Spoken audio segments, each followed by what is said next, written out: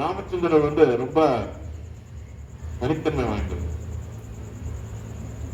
யோசிச்சு பாருங்க, 14 வருஷம் வனவாசம் போட்டுட்டாங்க. தசரத மகாராஜ் அங்க இருந்தார். தசரத மகாராஜ் வந்து அடுத்த நாள் வந்து என்ன சொல்றாரு, மணிமகுடத்தை கூப்பிடும் போது யார் சொல்றாங்க, அவங்க ஒய்ஃபை கூப்பிடுறாங்க. யாரு? கைகை. கைகை இல்ல, தசரத ஒய்ஃப் யாரு? கௌசல்யா. கௌசல்யா என்ன பண்றாங்க, அந்த நேரத்துல வரத்தை வாங்குறாங்க. என்ன வரம் வாங்குறாங்க? ஏன்னா அந்த வரம் முன்னாடி கொடுத்திருந்தாரு யாரு, தசரத மகாராஜ். அப்போ கௌசல்யா ரொம்ப வயிற்று பிறந்தனால ரொம்ப பிரியமானவனா இருந்தார் அவர். அதனால நான் வரம் கொடுக்குறேன். கௌசல்யா சொன்னா நான் வேணுங்கிறப்ப வாங்கிக்கிறேன், வேணுங்கிறப்ப வாங்கிக்கிறேன் இல்லையா?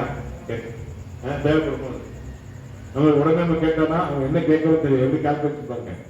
ஒரு உமன் மைண்ட் சும்மா இல்லை, பயங்கர mind, woman mind, technical mind. பகவான் என்ன பண்றாரு, சாரி தசரத மகாராஜ் ஓகே. அப்பதான் வந்து கைகை வந்து கெடுக்கிறாங்க. அது இல்லையா, நடுவில் வந்து கெடுத்து சொல்லி இது எல்லாருக்கும் தெரியும்.